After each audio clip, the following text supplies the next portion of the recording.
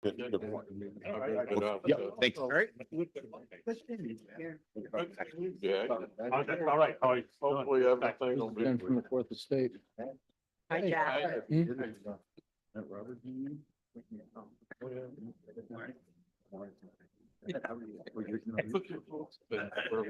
Oh, give him now.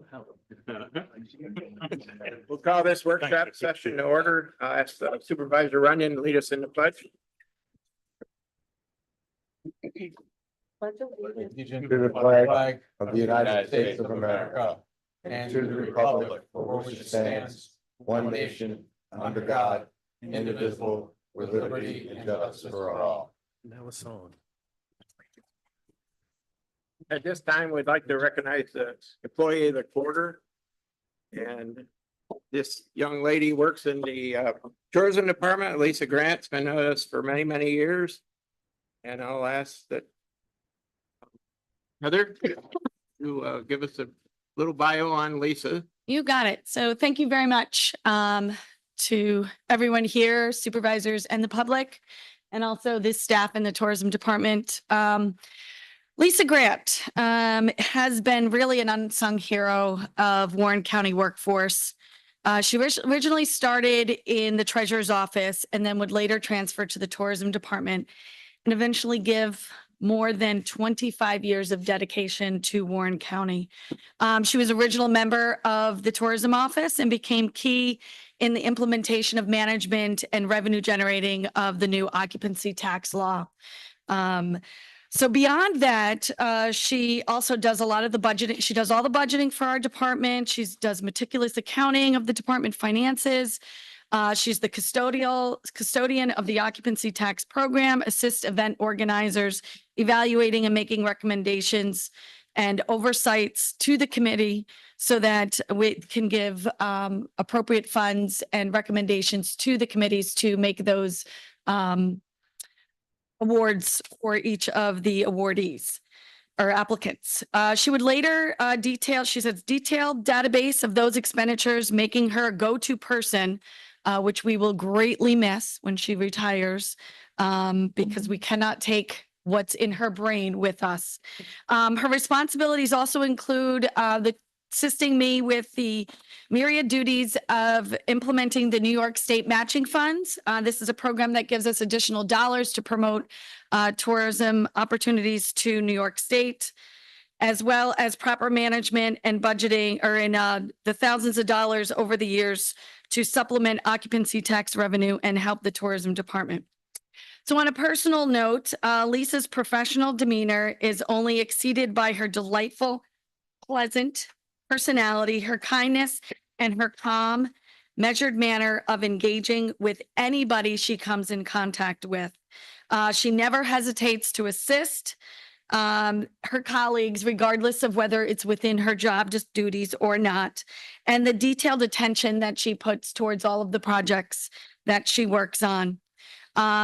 She brings to our office a professional environment, and we are going to greatly miss her when she departs us.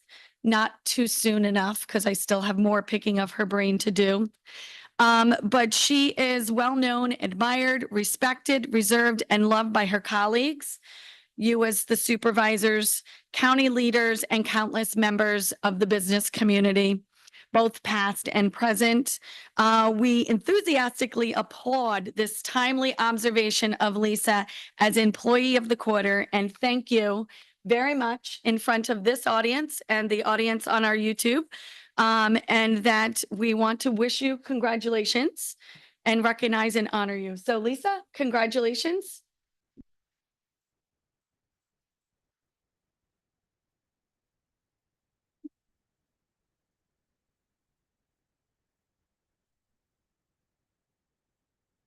Thank you, Heather, and to all. I've been privileged to work with some very fine people.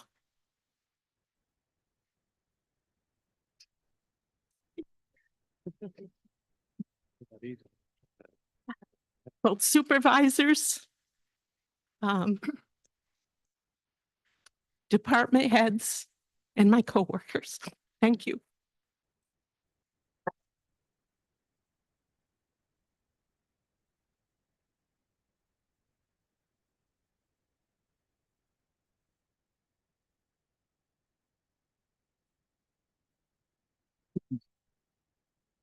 Okay, I'm gonna turn the meeting over to John Tafflin, County Administrator, to talk about the Warren County Board of Supervisors Sales Tax Workshop. Thank you, Mr. Chairman. Yes.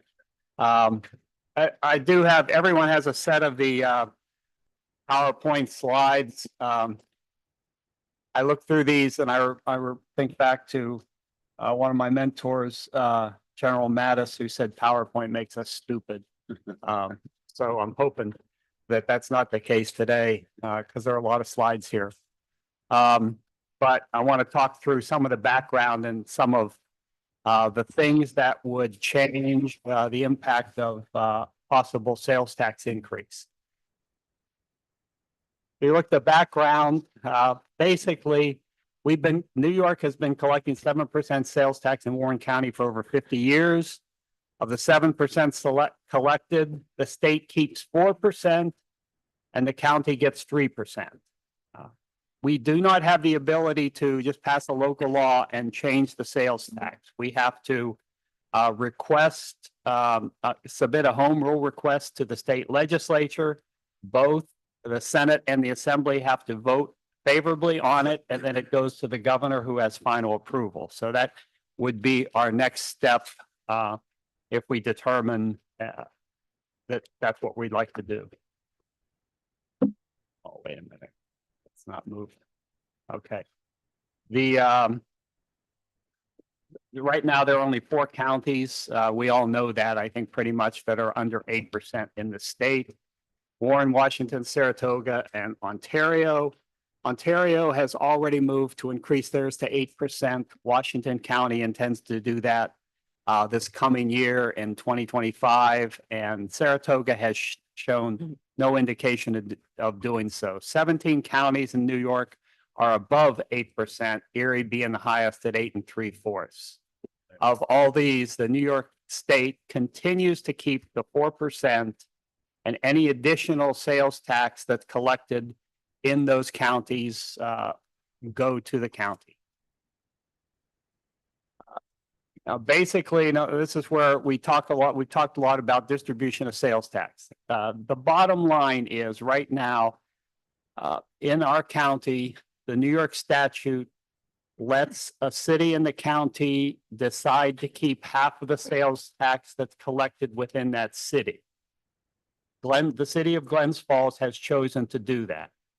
So of the 3% total sales tax for the county that is provided to Warren County from the state, the percentage of tax that's collected in the city of Glens Falls, the city gets half of that, and the county gets the other half of that.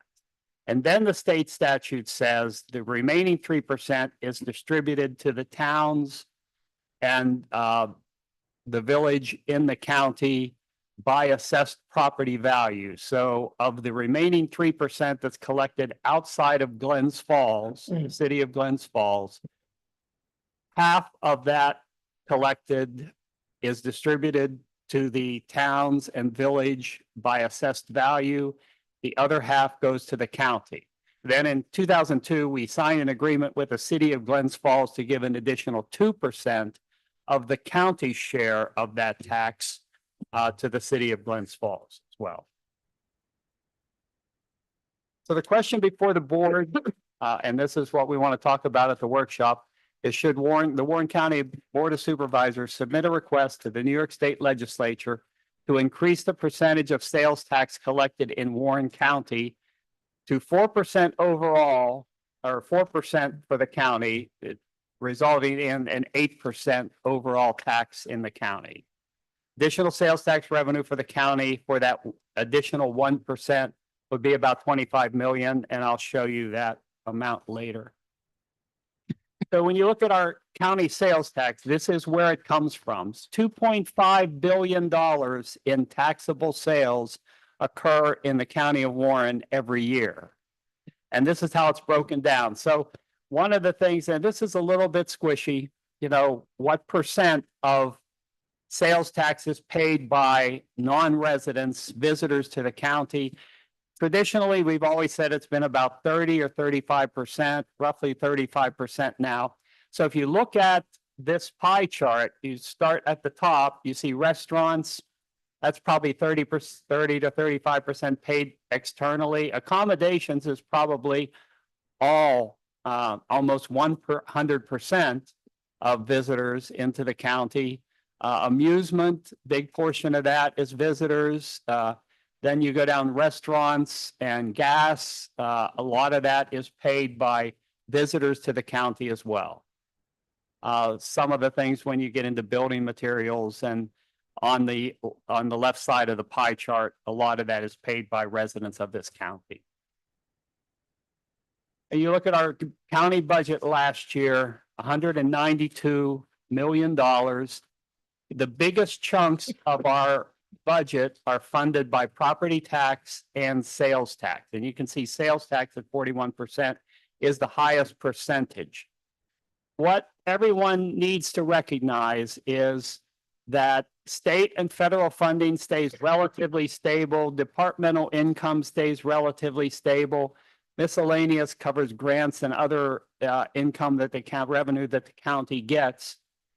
But the biggest piece of our budget is sales tax and property tax.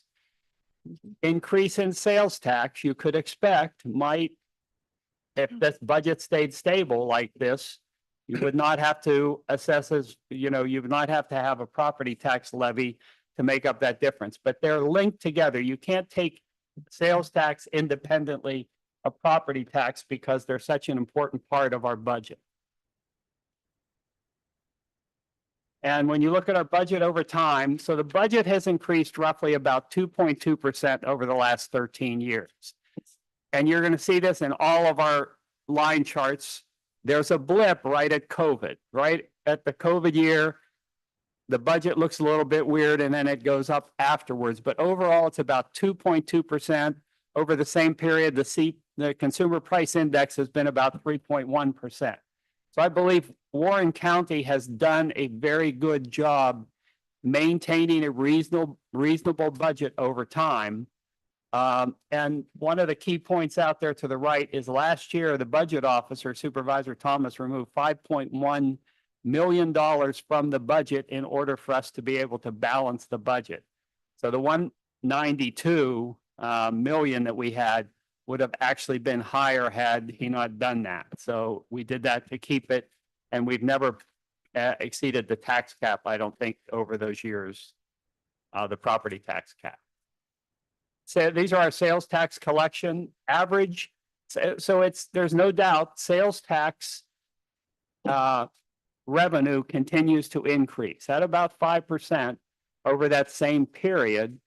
And again, you have this blip where it went down during the COVID years, but it has spiked significantly after those COVID years. The dotted line kind of shows what it would have been if it just stayed stable. The point is, we don't know, or we can't guarantee that the sales tax jump that we've seen at post-COVID is going to continue. There's a good chance that it might come back down to the same line and it stay more stable out in the future. And these are our property tax collections. Again, we have not, we've kept them very stable at about 2% over time. We've been very good stewards of the budget, I believe, in Warren County and also in changing property tax. So key budget drivers, and this is, I'd like to spend a little bit of time on this because there are a lot of things that go into the budget. For the past 3 years, and this is kind of what the budget officer last year, as we were doing the 2024 budget, recognized that we cannot continue to take money out of our general fund unappropriated surplus to make the budget because it's only so much money and you can't continue to take money out of that. For the past 3 years, we've taken 1.5 to 2.5 million each year from the general fund to balance the budget. This year, since January, we've taken 7.7 million out of the general fund to fund road repairs and to fund things. We had, we had a couple storms, we had washouts, we had to repair those roads. road project costs have gone up 53% over the past, since 2020. And that's significant to us. It's also driven by the fact that the DEC and the Army Corps of Engineers have changed the rules on how we replace culverts. Every culvert that washes out, we have to replace. It almost doubled in cost, and some of our larger culverts are turning into bridges with significantly increase your road repair cost.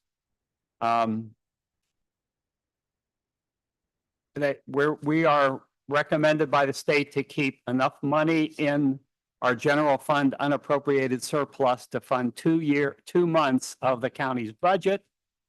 And that's about 32.5 million. We currently have about 34.6 million. So we're only 2.1 million above our general fund unappropriated surplus minimum. And there's a good chance we'll go below that this year and possibly next year. In addition, in the fall, the county has to take out a $15.4 million bond to fund additional road repairs that are resulting from the storms, the 4 100-year storms that we've had in the past year, or past year and a half. So that's significant. We also have union contracts that have not been decided or agreed to yet. Our workforce is about 30% of the county budget, or 52 million. And it's important that we retain these people because it's harder and harder to fill our positions. The other point in our budget is unfunded state mandates. Medicaid makes up $11 million, and that's about 25% of our property tax budget. Welfare benefits are 2.5 million. Other miscellaneous type things are another 11 to 12 million. And the bottom line at the bottom, 56% of the property tax levy is needed just to cover New York State mandates that are passed on to the county that we must fund. And I just put this up. I won't go through this, but essential county services. You look at the essential county services we have. If we're told to cut the budget, if we don't pass a sales tax increase, or we don't figure out how to increase property taxes to some reasonable level to fund our budget, some of these services we'll have to cut the services. And I've gone through everyone's budget. I know where we are, and I don't know how we would cut any of these services. Just take a look at DPW alone. 2,300 acres, 16 buildings we own, 250 miles of roads. Tell us to cut 1 or 2 drivers. Which roads do I not plow? Bloody Pond Road, Valley Road. I mean, tell me which roads we're not going to plow, because that's what it amounts to out of the 250 miles. You look at the culverts we have, and you look at the bridges we have. There's a lot to maintain.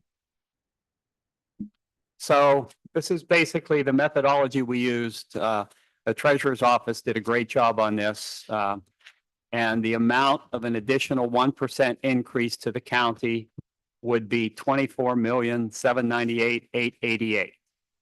I went back and I talked to you earlier about the 3%, the distribution of the 3% tax to the towns and village by assessed value. The state rules say for the additional 1%, there is no set distribution formula that the state dictates or directs the counties to follow. So if there is a 1% increase, the distribution formula could be determined by the Board of Supervisors. The county could keep the entire amount, and it'd be up to the Board of Supervisors to decide. I have some other slides. I would be willing to break for questions right now if you have questions on everything I've covered so far. If not, I'll go through the next few remaining slides, and then we'll just open for discussion. So it's at your discretion.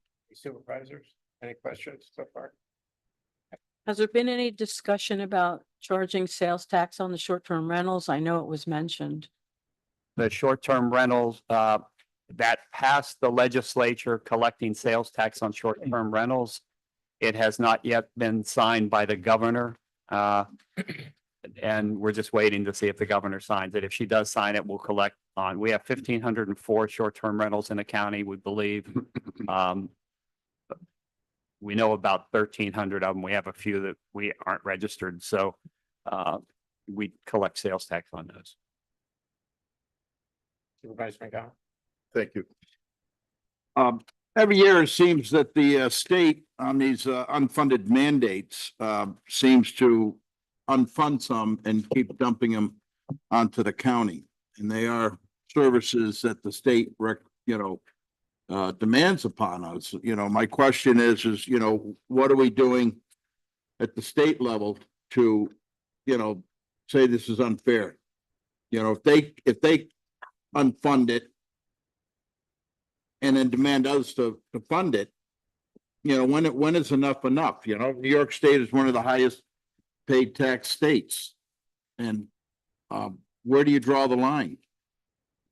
Last year, for example, the state passed $3.1 million of Medicaid funding onto the county.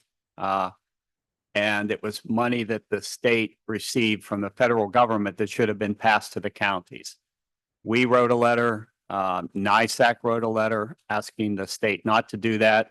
They gave us a little bit of a break. I can't remember the exact amount. Rob Lynch may know. I think it was around $1 million that they decided to get back to us, but they decided to only do that for 1 year. And I think there was a sunset on it this year. So my question is what can we do as a county to say to the state, what are you doing to us? I think that we've done that. We did that last year by letter to the governor or to the legislature. We talk to our legislators all the time. They're aware of our concerns. NISAC is always advocating on behalf of the counties. It hasn't had a significant impact. And the spending at the state, we all believe, is unsustainable going forward. But they continue to increase the budget. Supervisor Wild. Mr. Chairman, thank you. Just some quick math. If we're going to increase and realize over $24 million, almost $25 million. If you look at that and take 2/3 of it, approximately, is what will be borne by the residents of this county. That's about $10 million. And if you divide that by each and every man, woman, and child that's a resident of Warren County, 65,000, my math says it's over $153 for each individual that this sales tax will increase. So if we look at our population, seniors, of which I consider myself part of, we're not necessarily in the mode of acquiring more things, right? We're more getting rid of things. So where's this $150, $150+ going to come from? It's a significant amount. And, I guess as we go forward, I'll have more to say, but do we really need $25 million to help budget and balance our budget? Just a question. And I know we'll address something further, but just something to consider. Thank you, Mr. Chair. Supervisor Driscoll. Thank you, Chairman. Just a question and a comment. Is there or will there be a link or a site where the public can receive the PowerPoint presentation? That's already been, they're already out there on the website. It's already out there. Okay, good. And my question is or comment is in speaking to a number of people from all walks of life over the last couple of weeks. Would it be too difficult to also entertain a scenario where we look at a 7.5% sales tax as an additional option to consider, kind of maybe a compromise to people coming from both sides of the equation? We certainly do that. Okay. Okay, so let me go on a little bit because one of the things I think the board should consider is, what do we do about property tax if we do decide to increase sales tax? There are some options for that. I'll show you those in a second. Just wanted to review the properties because I've heard people say, well, we're passing this property tax savings on to people who don't live here. You look at it, we have 40,406 registered properties in the county of Warren. 30,646 are occupied year round. And then off to the side, if you see of those that are occupied year round, 22,000 are owner occupied and another 8,000 are renter occupied. But 30,000 of the 40,000 properties in the county are occupied year round by residents of this county. There are 7,000 seasonal homes, 1,500 short-term rentals and others.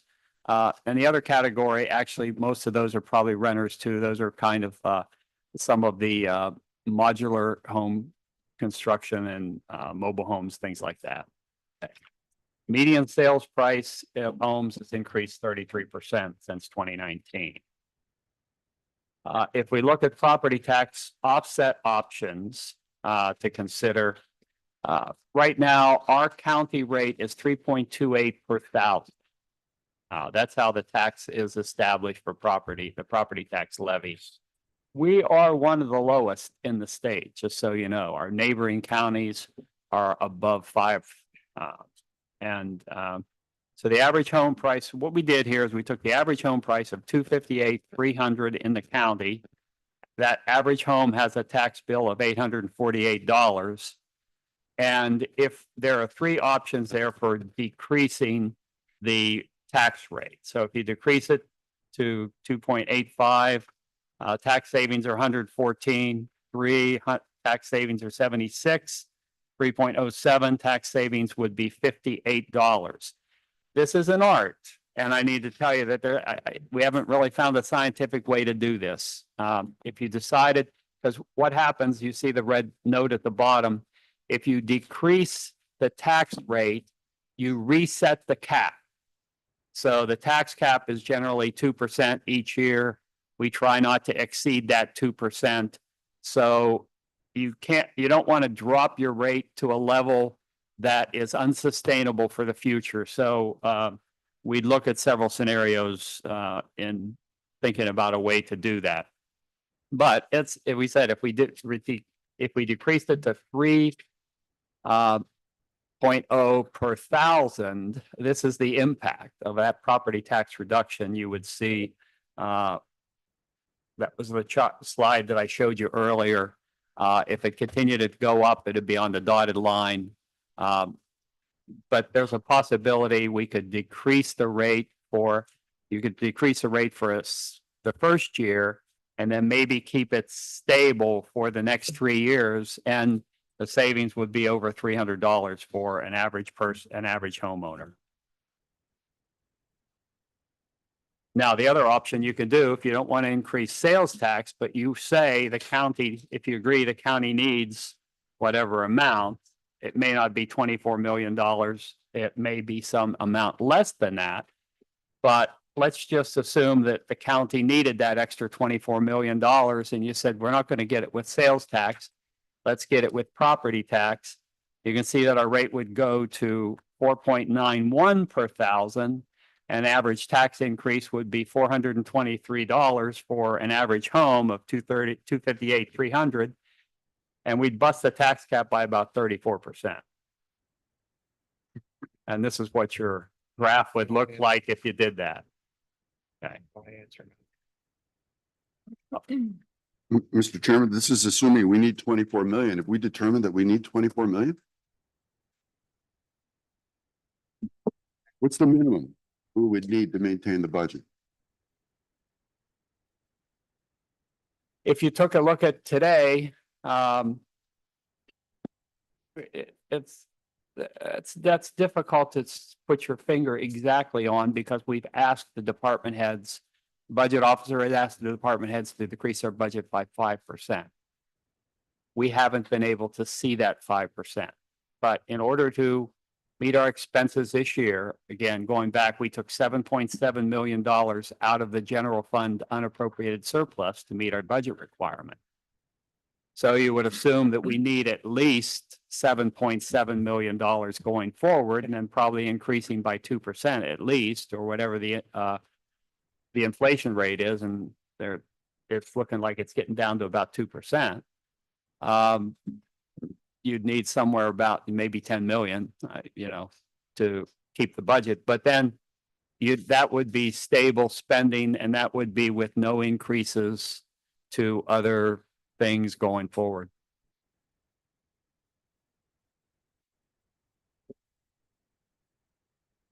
I just. That's right. So the county attorney just reminded me, we have a change coming in collective bargaining unit agreement that we have not settled yet either.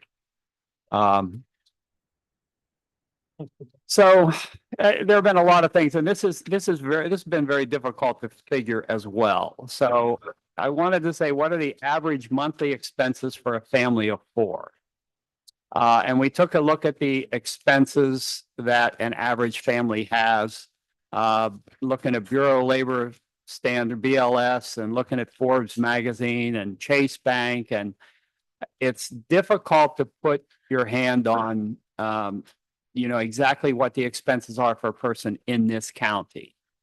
But these are some of the averages. So when you look at housing, for example, that would include, not all housing is taxable, but you do repairs to your house, building materials, things like that. So these are average expenses that the BLS has said for traditional expenses. You see housing, transportation, insurance, pensions, income tax are the top 3.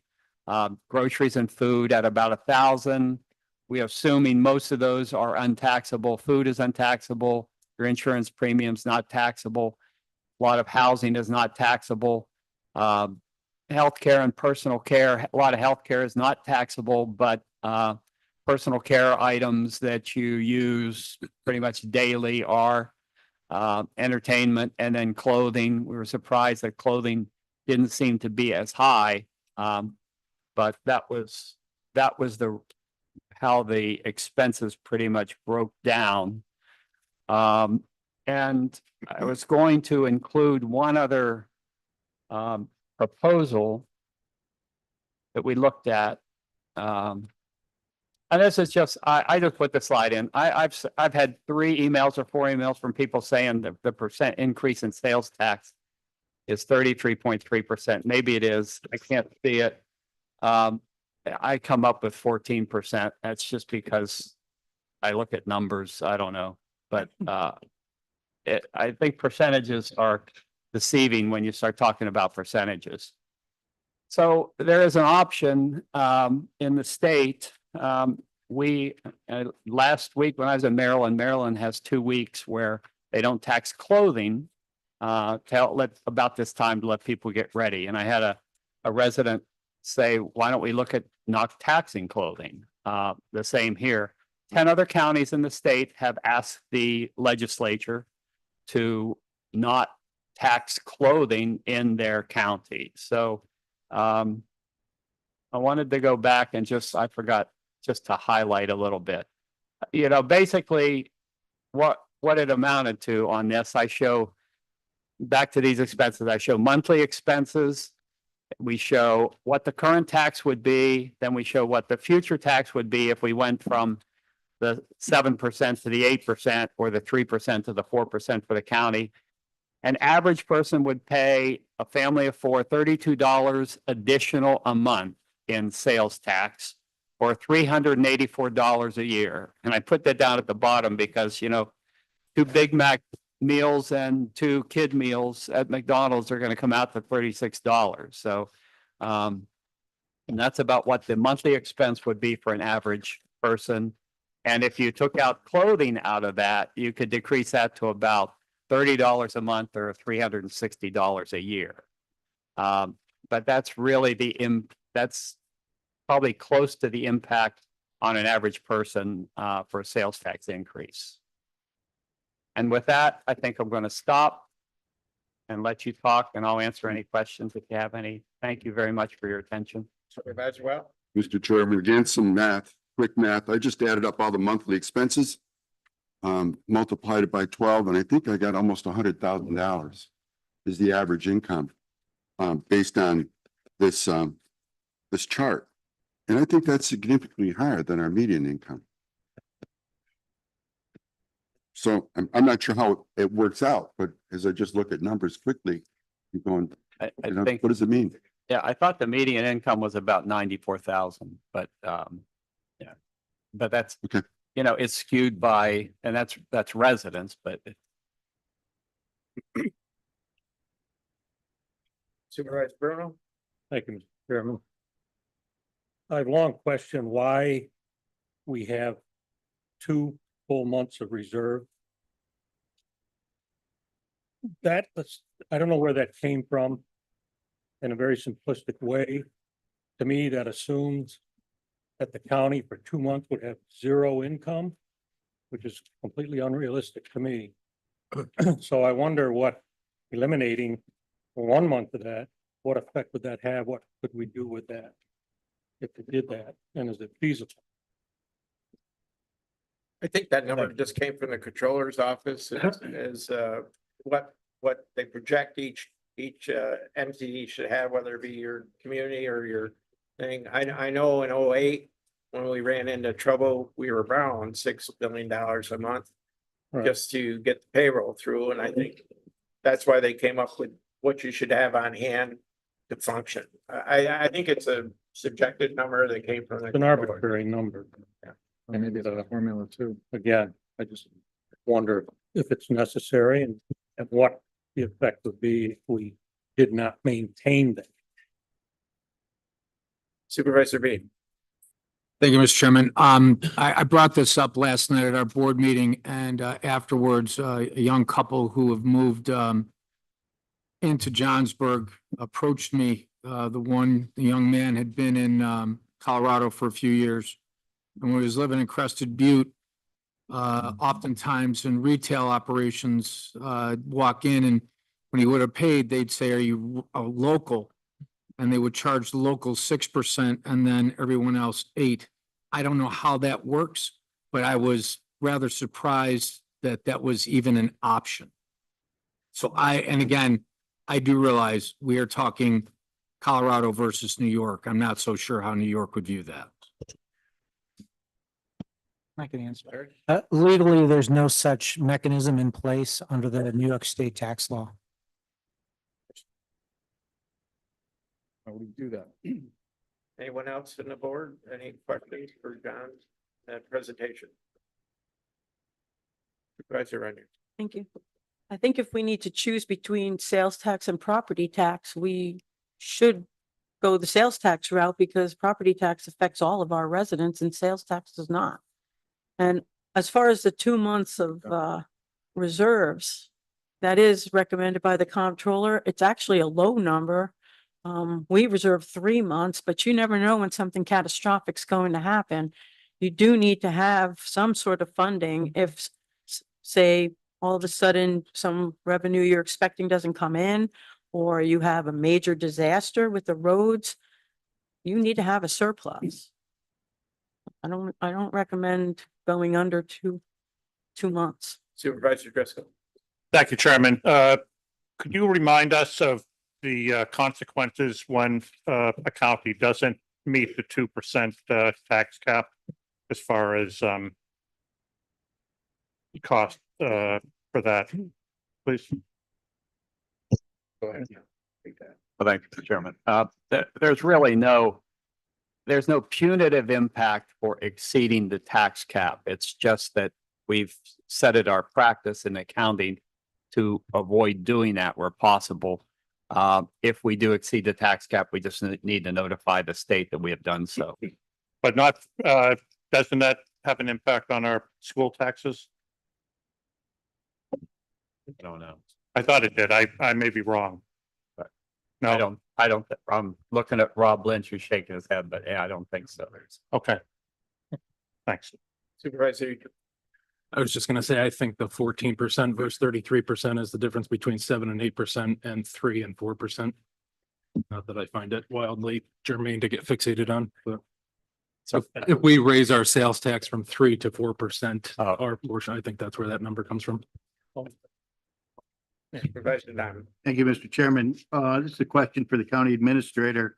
If we go back to your page here about the state law distribution formula, it indicates here in your presentation that out of the $20 million is generated in sales tax within the city and 80 million is generated outside of the city. My question is that could you explain in greater detail what that means in dollars and cents? Is that the entire sales tax that's generated 7%?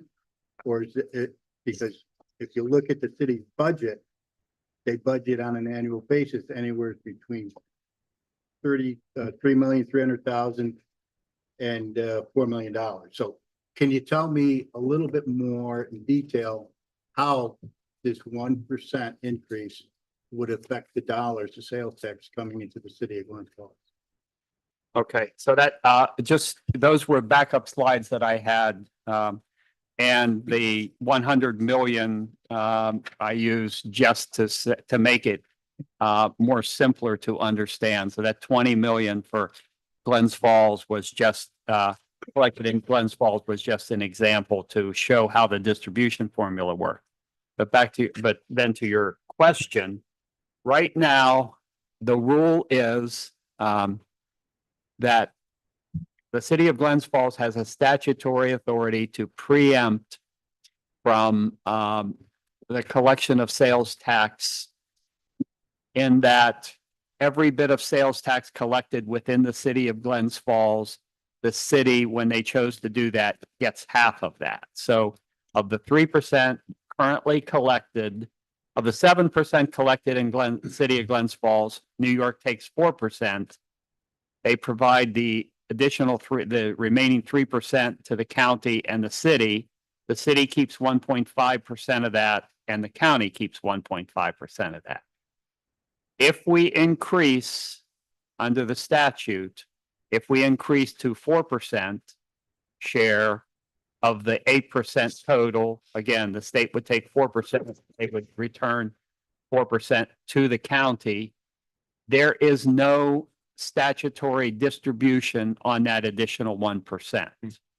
So that additional 1%, we would decide that distribution in the Board of Supervisors as to how we distribute the additional funds. So it's not a guarantee to the city that they're going to continue to get 1.5% increase if we go from 3 to 4%.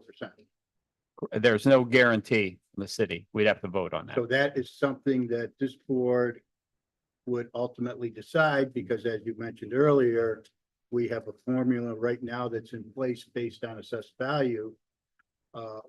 And if we go from 3 to 4% increase, now we decide on how that's going to be distributed to the communities, the towns and villages within Warren County. Along with that decision would be made for the city of Glens Falls. That's correct. Now, the city of Glens Falls would also, they get 2% from the county's 1.5 share of tax collected outside the city of Glens Falls. That additional 2% under that agreement also does not apply to the additional 1%. So that would be something that would have to be under a separate agreement with this between the city and county. I'm looking for the county attorney to make sure I'm right. It can be as clear as mud to follow the state law on the sales tax. We've spent a tremendous amount of time, and my first assistant, Robert Terwilliger, spent many, many hours working through the tax law to make sure we had a clear understanding.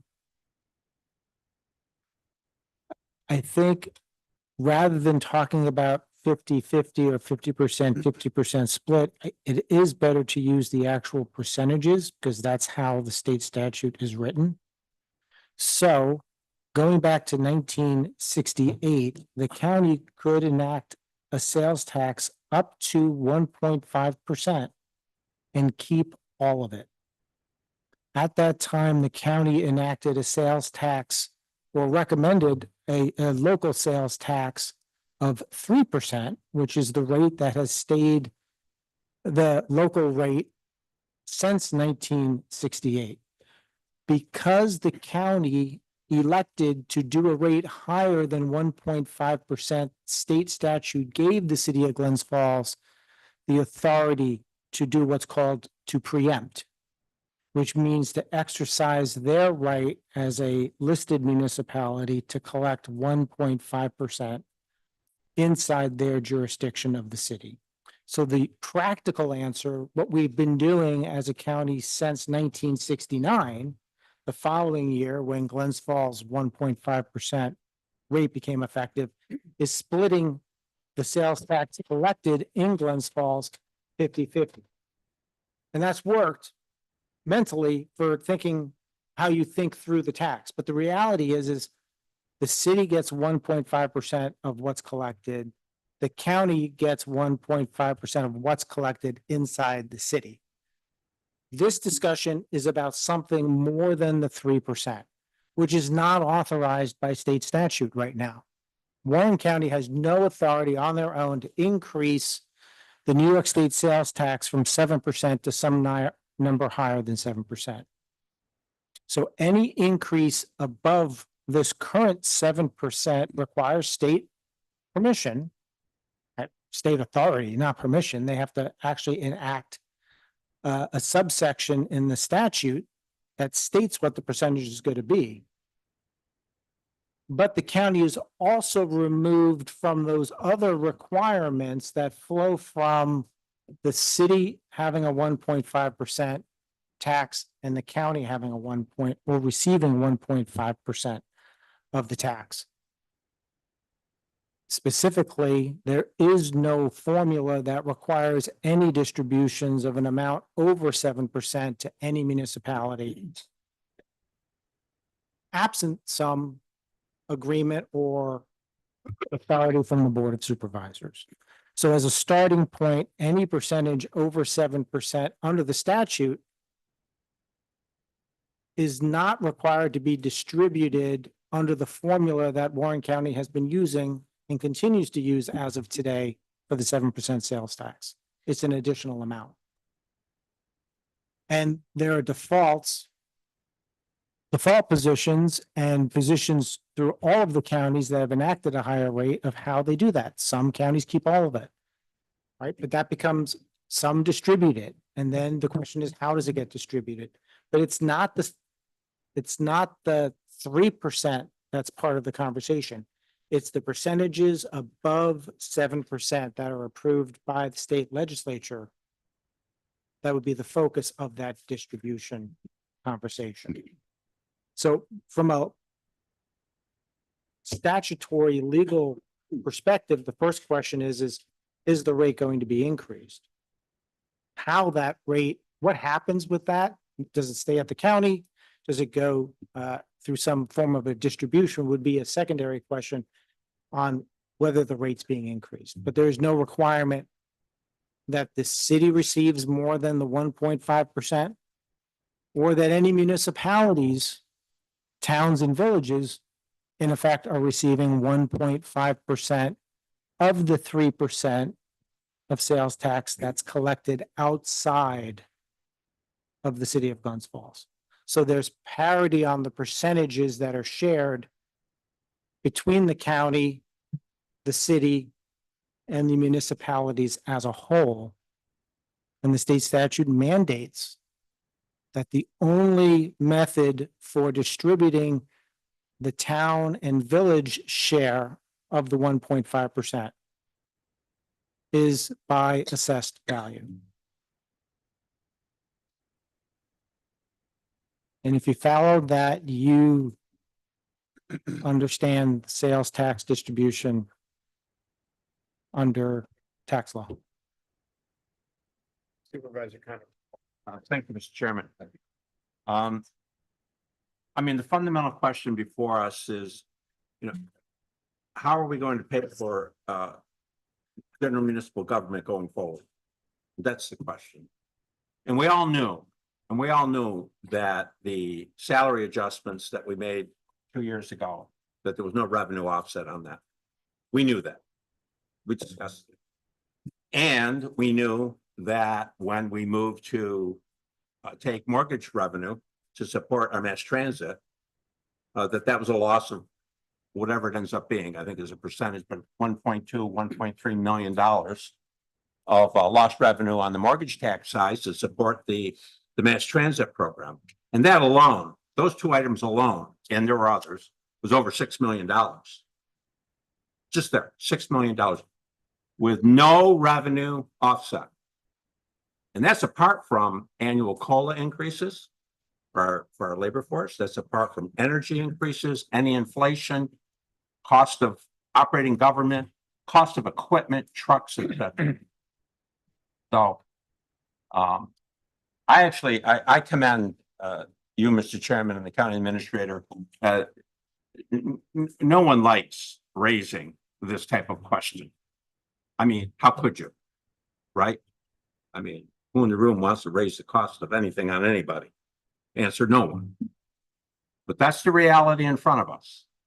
How are we going to fund this going forward? And so what's been happening the last couple of years is they've been dipping into the fund balance. Now, the question was being, well, do we have to have that much fund balance? But you need to remember, the fund balance is not a recurring item. It's like your savings account. You only build your savings accounts if you have some money to put in it. So, and this is not rocket science either. We are a $15 billion tax base. And you can do the math yourself on the property tax side, right? 15 billion divided by 1,000 times what dollar amount raises $25 million, if that's the magic number, right? It's just that simple. And so if it all was put on the property tax, you could, at least by my way of calculating, you could take the tax rate of every municipality and increase it by 50%.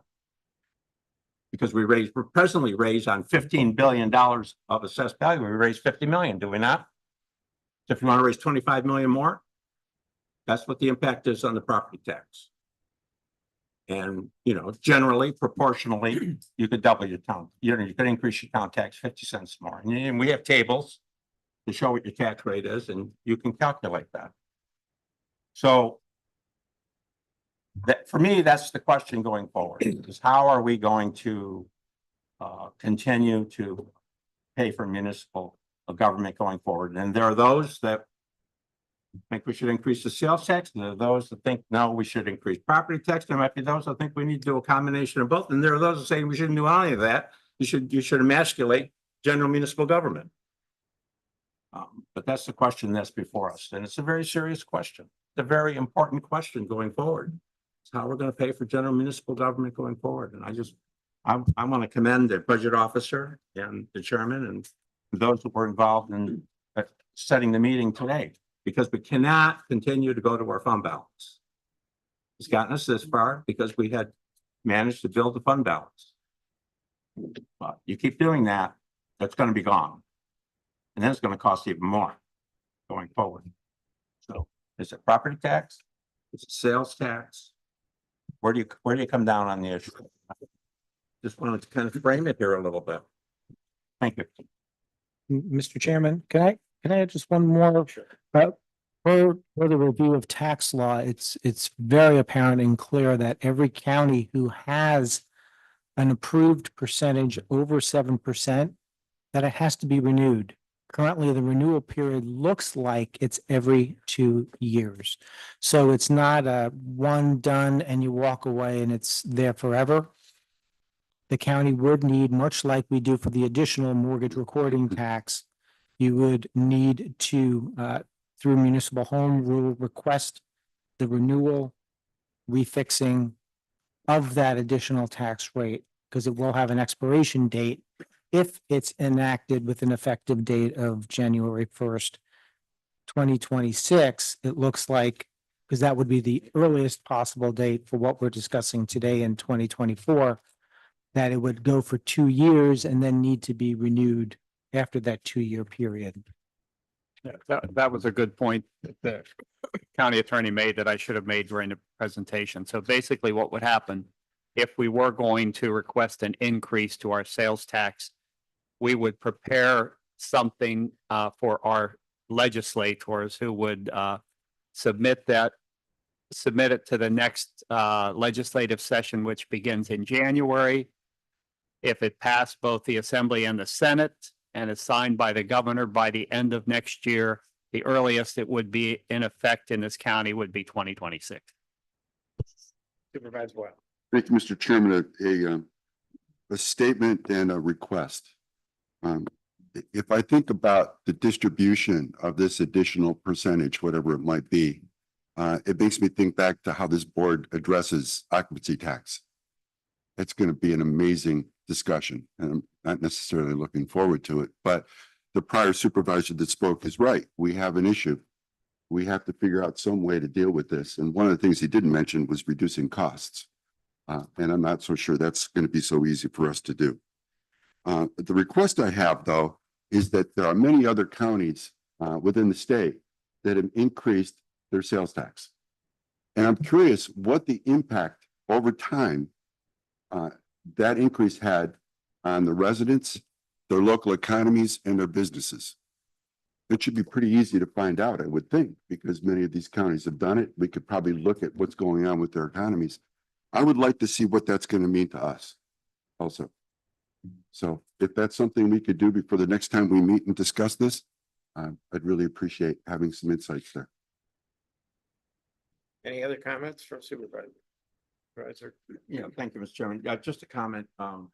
Just remember that sales tax is general revenue, occupancy tax is not general revenue. Just put that out there, just for whatever. And I think though that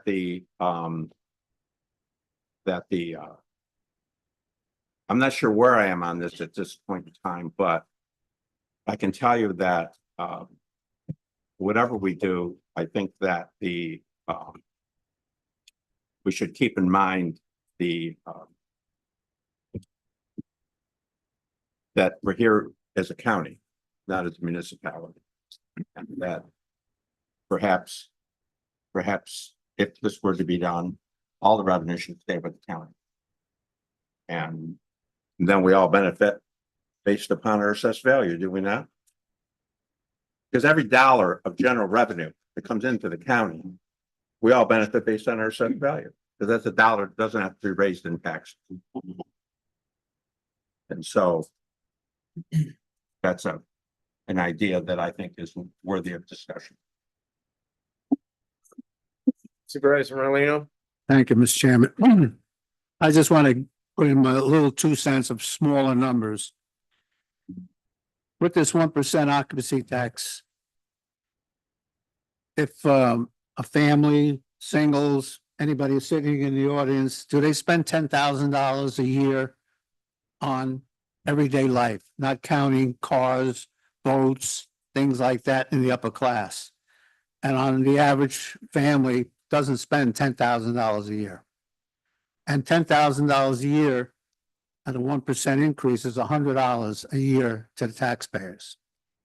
I mean, $100 is still a lot of money, but it's not what, when we talk millions. So it should be on an average of a family that spends $10,000 a year in Warren County. And I'm saying not on boats and cars or big items, but on a general lifestyle. How many people in this audience and all our supervisors and our families do we spend $10,000 a year in Warren County on taxable items that are not counting boats and cars and things like that? And the average family does not. So it's $100 a year on $10,000. That's what it would cost the people. So that's just my 2 cents. Supervisor McGowan. Yes, thank you. I've stated this before, and I've asked the other supervisors here in the room, think of ways of increasing our revenues. I have tried, and one of them started off with a simple little, in my opinion, a simple project of a regional morgue, and it seems to have gotten way out of hand, but that's still in the foresights. But other ways of increasing revenues and cutting costs are tough, but is there a way that we could change, the, the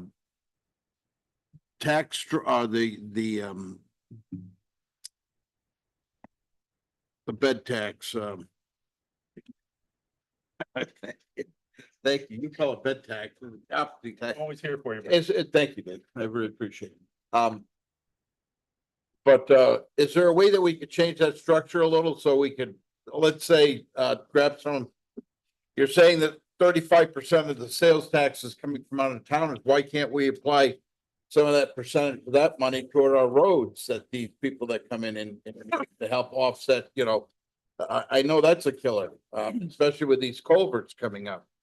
You know, instead of giving that extra money back to the towns because we have money in that account, you know, are we able to structure our way that we distribute the act tax money, that the county can apply it toward things that reach, you know, that apply to tourism and just not in shows, roads or you know, entertainment, things like that. And I really push back to see what the state's gonna cut it out of their budget.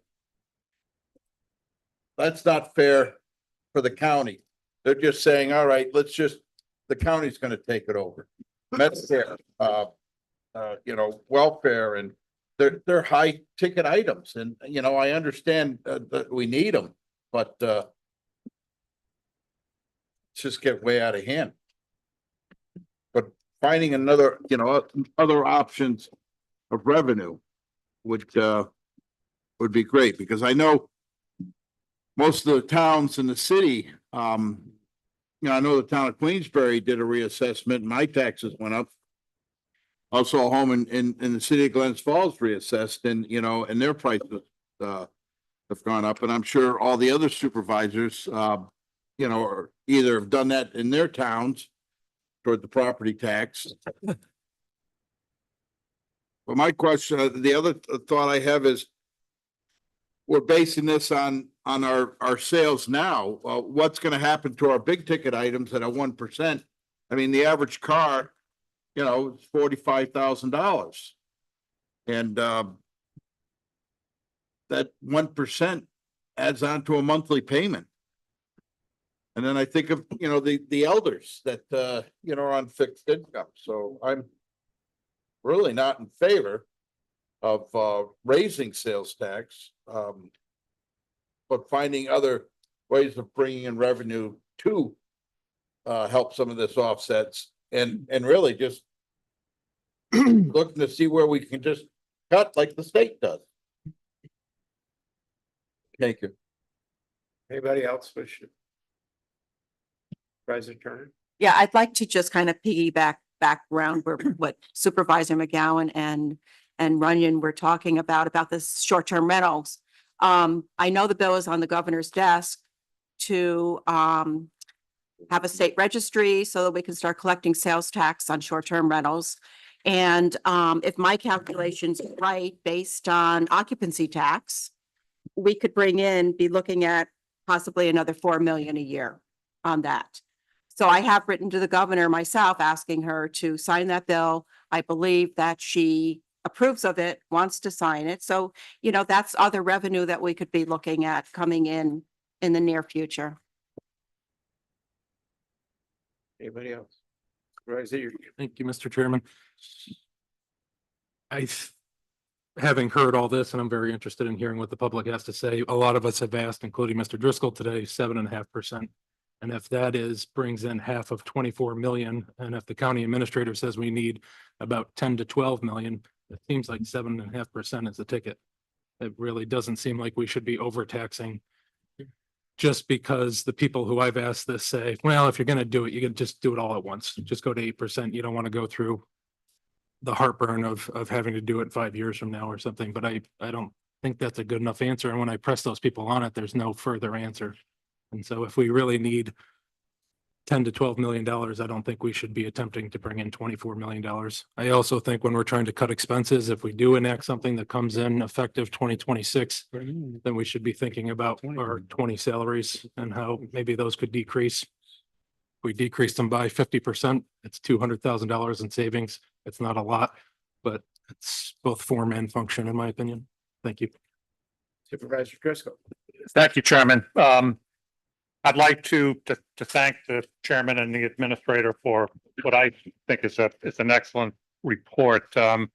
We've also, the report focuses on homeowners, and as an individual who spent the past 46 years of my life working primarily with low and fixed income individuals, including many working families, I think the misunderstanding is a lot of low income people or individuals who are eligible for county services, many of them through Department of Social Services, are homeowners in Warren County. Not as many in the city of Glens Falls, but I'd like to see going forward in this process additional analysis of the impact on families that fall below the federal poverty guidelines. I think we've identified a good response to those that are homeowners, but I would encourage community organizations, faith-based groups, just really the general public,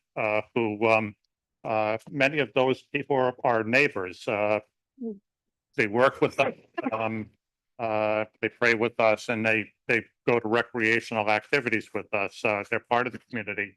I'd like to see a little bit more of analysis on the potential impact in one way or not, with both ways, on the impact on those people who again fall below the federal poverty guidelines. Thank you. Budget Officer Thomas, would you like to just add your 2 cents? And Sure. I mean, you're working very hard, and you've asked for a 5% cut in the county budget going forward. And I just like your thoughts, because we've had conversations on this. Yeah, I did ask for or ask the department heads to try to lower their budgets by 5%. And like I said at the last board meeting, I think that's a heavy lift, a challenge, especially for the smaller departments, because we've been cutting the 0.4 and 0.2 expenses for years. I mean, so I was just sitting here thinking, and I can add up about $2.5 million in increases that I can think of off the top of my head. There's another 650,000 in Medicare, Medicaid. There's a union contract pending. I don't know what that will be. There's at least another 400,000 in remaining salary increases. There's the 730 psych exams. When I first started budgeting, we budgeted $25,000 and never spent it. And then we went to 50. I think last year we spent around $800,000. This year, I think we're over 800,000 now and heading for probably between $2 and $3 million.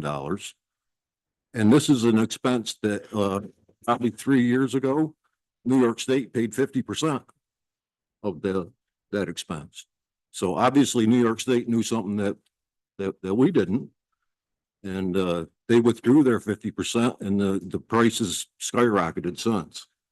There's another 169,000 for SUNY Adirondack increase. I estimate 300,000 in health insurance increases and retirement and Social Security costs. You raise the salaries, cost more in Social Security. Property and casualty insurance, if anybody's gotten an insurance bill lately, I can expect that that's going to go up quite a bit. And there's also like $150,000 expense for software licensing. And everybody has software that they have to pay a license on, and that's from Mr. Colvin, our IT director. So I think we've been fortunate that the sales tax has increased what it has the last few years, because we've increased expenses here about $9 million the last 2 years running. And So, I mean, if we're gonna keep doing that, we're gonna run out of money, or we're gonna have raise property taxes, through the roof. So I think it's, do it now or do it later, but you're gonna end up doing it. Supervisor Bruno? Thank you, Mr. Chairman. I think you should explain to the public and maybe some of the supervisors what that psych exam is about. Because that's mandated by the state and it's passed on to us. And as Supervisor Thomas, our budget officer, said, it's gonna increase. It has increased Right. dramatically. Yeah, that's a court ordered, by a judge, for a defendant that, to be determined if he can stand, the person can stand trial. So they end up going into, I'm not sure exactly what happens, but they get examined and to see if they're competent for trial. Right, and those, if I might interject, those exams can last for weeks. Right. And months. We have Months. to pay Months. for exam, housing, all the expenses, so it is, it's a hefty expense that has dramatically increased and probably will continue. Thank you. Yeah, thank you, Mr. Chairman. The only thing I did want to clarify, when I said 10 to 12 million dollars, that's basically just to meet the budget requirements of today. Yep. That, and that's assuming, again, we see everything going up. Other healthcare costs, pharmaceutical costs are skyrocketing. Every time we turn around, there's another increase. So that won't remain stable. Well, I appreciate everybody being here. Supervisor Droste. Yeah, Mr. Chair, thank you for really a very comprehensive overview. I think it would be useful, very helpful for our residents to know some of the actions that the New York State Association of Counties are taking on all of the counties' behalf of the state of New York. The unfunded mandates are out of control, and a lot of our issues are directly related back to the state. I think our expenses are we really try to be conservative and maintain it. It's not out of control in terms of what we're spending. But the state of New York, there was a headline today. Now, somebody's paying for this, approaching $5 billion in care for migrant health, education, shelter. Is New York City paying for that themselves, or all of us contributing to that? New York City pulls, all of us pay a 911 surcharge. Look on your bills. And New York State is only one of a couple in the nation that pulls money from that surcharge, puts it in the general fund, and they don't have to tell us where it's being spent. That's millions and millions of dollars. So I think it would be very helpful. And a lot of us go to NISAC meetings or on different committees and we hear different issues, but I think it'd be helpful to have somebody here from NISAC that it may not change anything.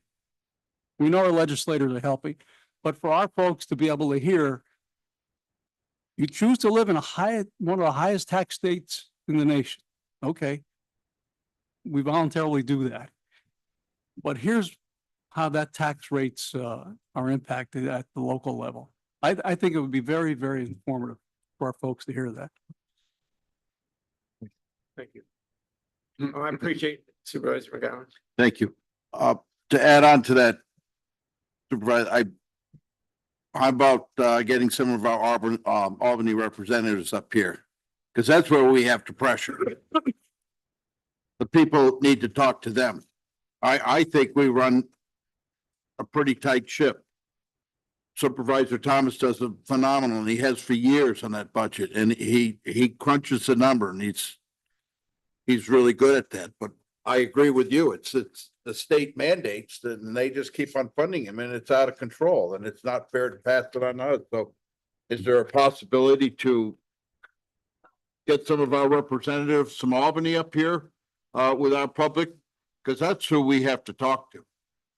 Well, I've asked them both our local rep to attend one of our board meetings in the future. Sure. About some of this stuff. Again, I want to thank everybody. Supervisor Bruno. Thank you. Just one more comment. I think you mentioned it in here, but I think it's worthwhile and it kind of goes along with Supervisor McGowan. What percentage of our budget is necessary for state mandates versus what percentage we call discretionary spending. I think the state mandates in the budget are 90-something%. 90-something%.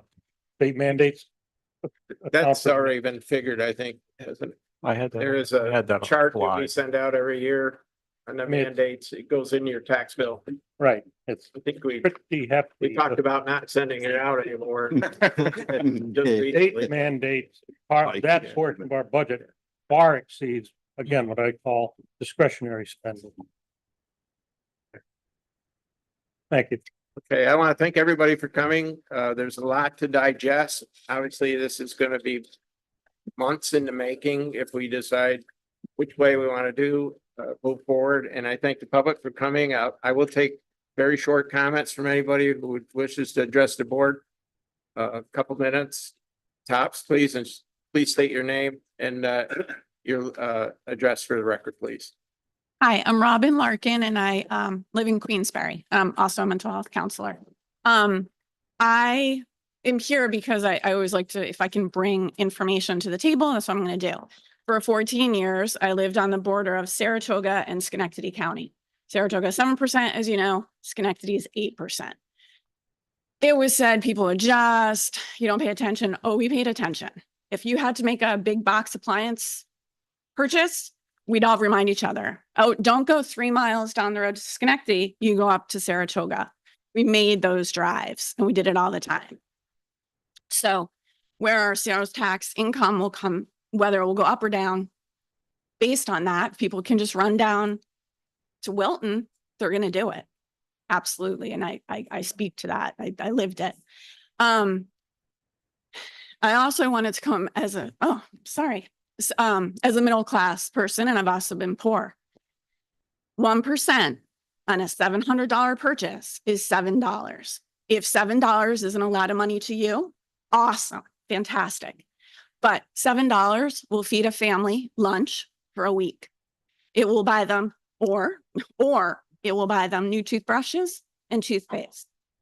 So that's my experience. That's a lot of our residents' lived experience. And I want you not to forget. Thank you. Thank you. Anyone else?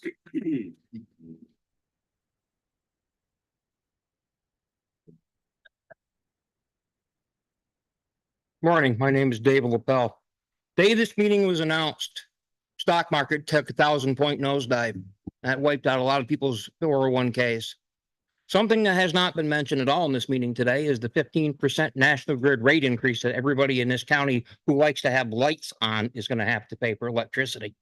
That hasn't been mentioned at all.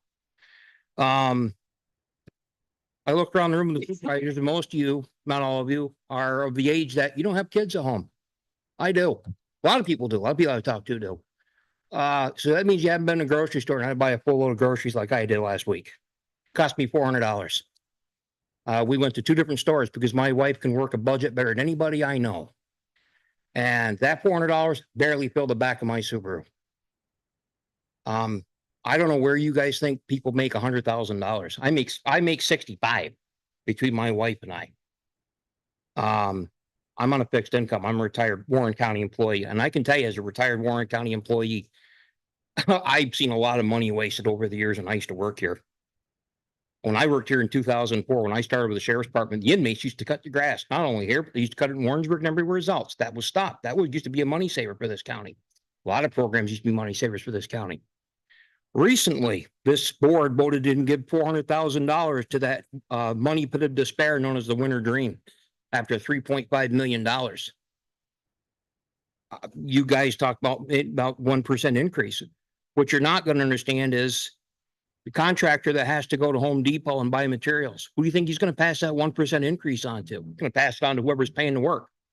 The trucking company that buys $300 worth of fuel every week to haul in this county, and he gets his fuel in this county. Who's he going to pass that on to? It's going to pass on whatever business. That 15% increase in electricity rate that's going to come into these businesses, who are they going to pass it on to? They're going to pass it on when they raise their prices. In addition to the 1%, they're going to have to pay for whatever they buy.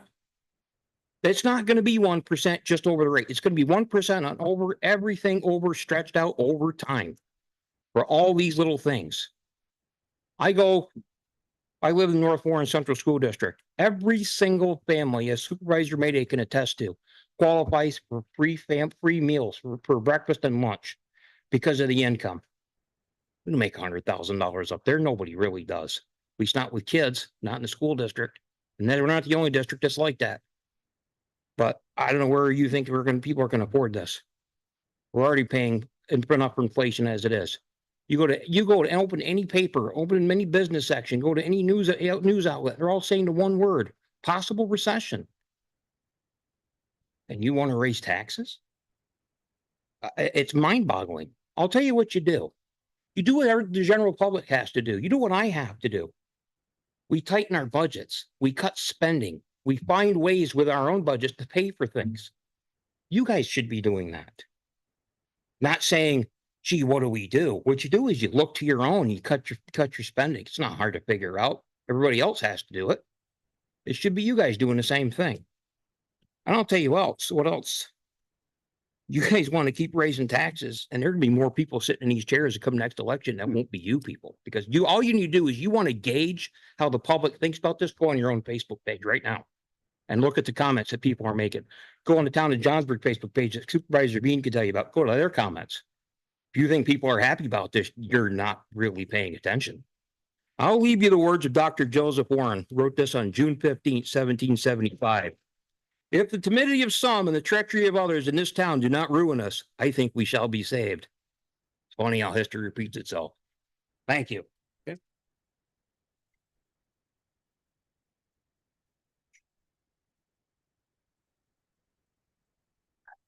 Supervisors, my name is JP Garvey. I'm from Queensbury, and I'm here on behalf of both my own organization, the Garvey Automotive Group, and thankfully, actually, I should say almost all of the other local dealers have been kind enough to share with me some of their thoughts and perspectives on this proposed 14% increase. I believe you'll be, in addition to my comments today, you'll be receiving formal letters of protest from the Delabellas, Nemers, Romeos, Lundrums, Lofgrens, and Michael Leah was here earlier, but unfortunately had to step out due to a meeting in Albany.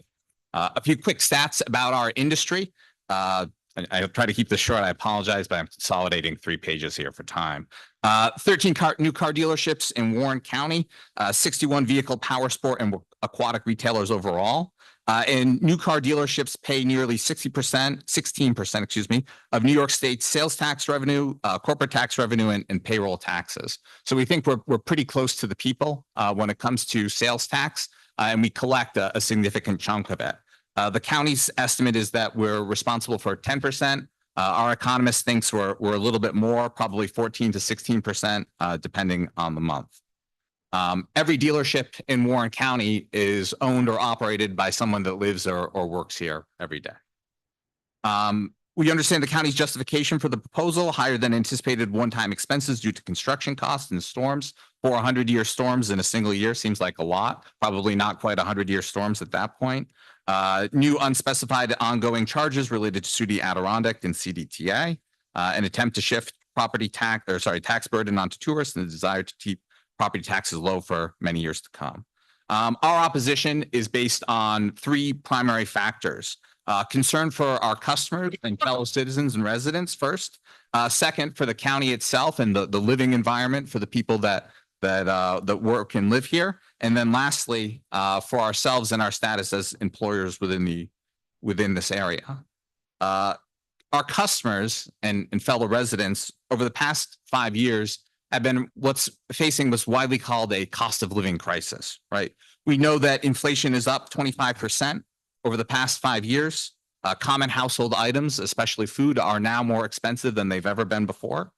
There's an 8.5% prime lending rate, leading to higher borrowing costs than consumers have been experiencing for the past 20 years. And as another gentleman mentioned, we've seen the market go through wild fluctuations, with the Dow dropping over 1,000 points, actually the day this was announced, in a particularly poor fit of bad timing.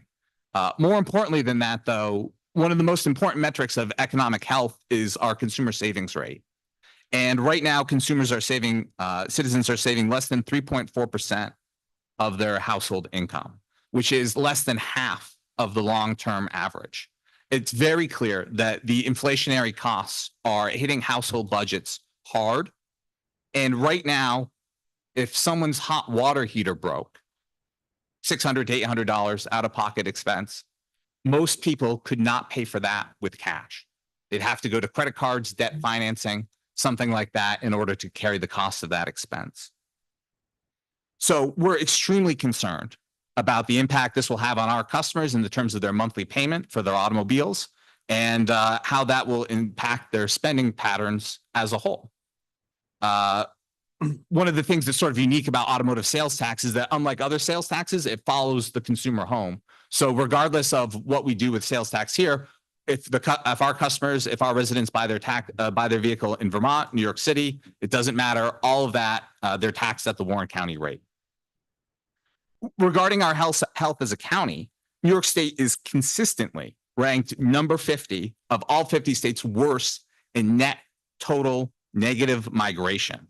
Our county population, as the supervisors are probably very well aware, has been stagnant for the last 15 years. We aren't growing, we aren't shrinking, but the state as a whole is going down in population. And the number one most common cited reason for that migration is economic opportunity and tax burden. New York State is number one on a per capita basis out of all 50 states in tax revenue collected per citizen. So our tax burden is already the highest out of any other state in the country. And we're hearing routinely from, and apologies, this is not meant as a disparagement, from our local and state officials that the number one tax burden in the nation is not enough to carry the expenses of government. Moreover, as one of the other kind individuals mentioned, consumers are extremely sophisticated with sales tax behavior. Research from the Kellogg School shows that customers will absolutely shift purchases both in time and in geography on the basis of sales tax. Many customers, as we know in the online shopping era, choose to make their purchases online. And although they're supposed to remit that tax revenue to the state, most people, probably unfortunately myself included, I should admit to that, do not file the appropriate reimbursements. New York State has a relatively high threshold, over $500,000 of revenue from New York State before an online company needs to declare a tax nexus, which basically means that other companies from out of state can sell $500,000 of goods into New York State tax-free. So the concern is not just that the county will lose off on the tax revenue from those purchases or purchases that get shifted to other counties like Saratoga that are keeping their county tax lower, but that our local businesses will lose out on the income from those purchases, which will impact them as employers and their ability to continue their operation. And then lastly, as an employer in the automotive industry, we estimate that there are just about 700 people that work in our sector. And our ability to provide jobs for them is primarily dependent on the strength of our new and pre-owned vehicle business. So any impact from sales tax on adjusting consumer purchases down, up, whatever, will have a direct line onto our ability to provide livelihoods for those folks. So in conclusion, we're extremely sympathetic to the county's justification to raise the sales tax. As business owners, we also face inflationary pressures every day that make it difficult to operate. But if we pass those costs on to our customers, your constituents, they would be harmed. This is why, as local business people and property owners, we are opposed to this tax hike that would be extremely harmful to the residents of Warren County. We further note, as the supervisors, as the commissioner's presentation indicated, sales tax revenue has increased by in excess of $10 million over the past 5 years, which actually outpaces inflation. So it's outperformed all other sources of tax revenue for the county. Over that same period, and apologies because of the short time notice, my numbers actually disagree with the commissioners. Property tax has not increased in real dollars. My numbers actually show a decrease of 21% in real dollars from a 5-year previous period. And by real dollars, I mean inflation adjusted. We'd also like to note that sales tax is a regressive tax. So government primarily raises revenue through sales tax, property tax, and income tax. And of those, sales tax is by far the most regressive, which means it disproportionately impacts middle and lower income citizens, residents, and customers the most. Obviously, income tax is the most progressive and property taxes in between. But in the middle of a cost of living crisis, which heavily impacts our customers, we're particularly concerned about a regressive tax, which disproportionately impacts those who are least able to afford it. The other thing we take some matter of disagreement with the county on is that the increased cost would be borne primarily by tourists. If we look at county tax revenue, the 65% estimate is not in line with our own numbers. If you look at the tax centers for the county, Glens Falls, City of Glens Falls, and Queensbury raise far more sales tax than what we think of as our tourist centers, Lake George and other lakefront properties. So our recommendation, not that we've had too particularly long to analyze things, is that, as the county mentioned, there are one-time expenses that we don't know the impact of in the long term. So our recommendation is that the county look at short-term budgetary tools, such as a greater bond issue or other stopgap measures, while we can analyze the long-term impacts of the unfunded state mandates and the short-term and long-term impacts of what we can expect from future tax revenues, including things such as the governor's bill, which she probably would not get around to signing until the winter, where most controversial bills are signed. So thank you. Thank you. Anyone else wish to just?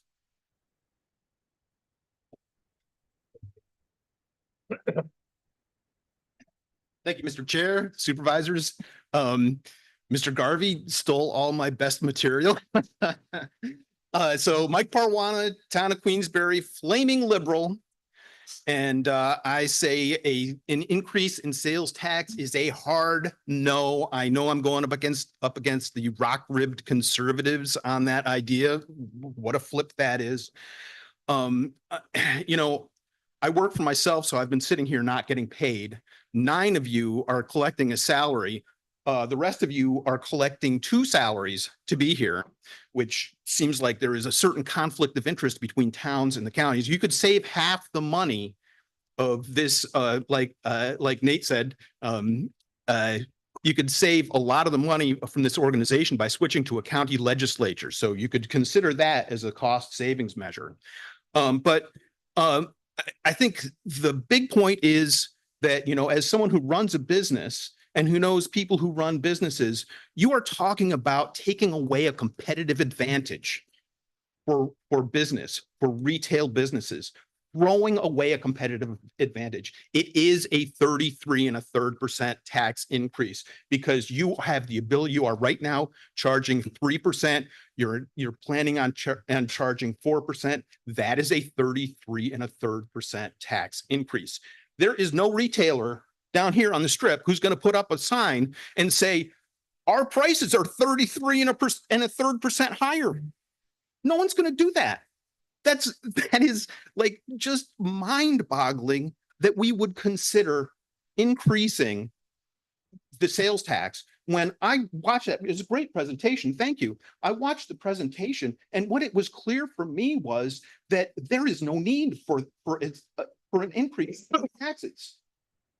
As a person who owns with my partner a business and a home, business property, commercial property, and a home property, my expenses, the increase in costs to me for just ordinary life are going to be greater than any proposed property tax decrease, which is not really even on the table here. You are talking about increasing sales tax, but the property tax, that's all just sort of nebulous.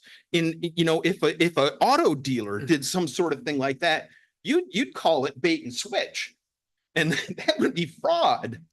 But so auto dealers don't do that because it would get them in trouble.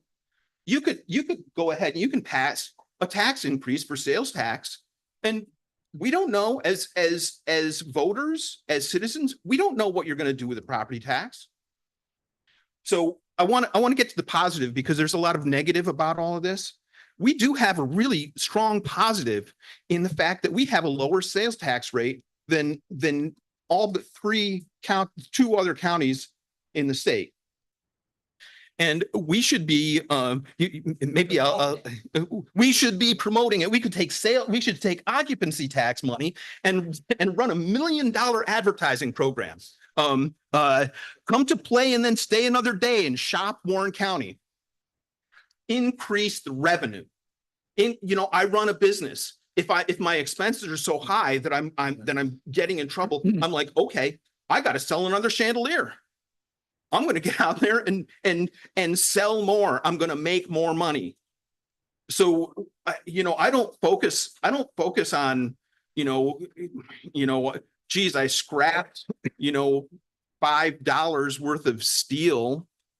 Like, forget the $5 worth of steel. I can make 10,000 on a chandelier. You need to increase the revenue. But Mr. Driscoll, Supervisor Driscoll, the people who are going to be hurt the most are people who are going to be paying all of that extra money, and it's going to be hundreds of dollars.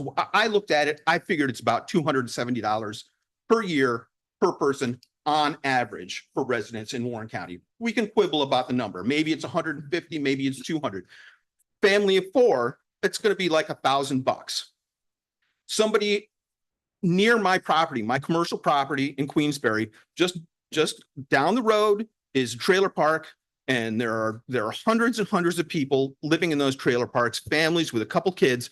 Family of 4 in a mobile home in that trailer park is going to spend $1,000 more a year, and they are going to get nothing, zero in property tax credit. So thank you very much. Anybody else? Sure. Yeah, please state your name for the record. You have to come up to the podium, please.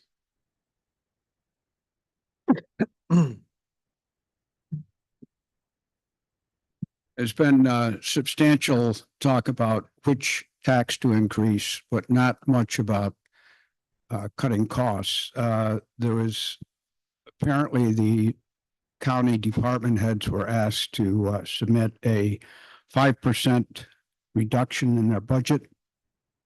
I'd be curious as to when that was requested, when it was submitted, and who went over it and scrubbed it and what was found.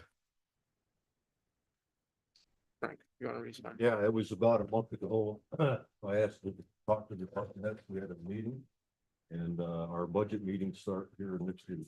Wait. See. I think month. Well, it has been how realistic was it? Did they submit? Mr. Chair. Essential items? We need to put this in, non-essential. We haven't started looking at. Mr. Chairman, Excellent. could we not have a personal conversation, please? And just speaking to the mics and at the podium? As I said, about a month ago, I talked to the department heads, and the budget meetings start next week, and we'll see what materializes. I don't know what else to say. Okay, anyone else? Okay, I thank everybody for coming. We got a good idea how people feel, and we certainly have a lot to analyze. So under motion to adjourn. So be it. Thank you.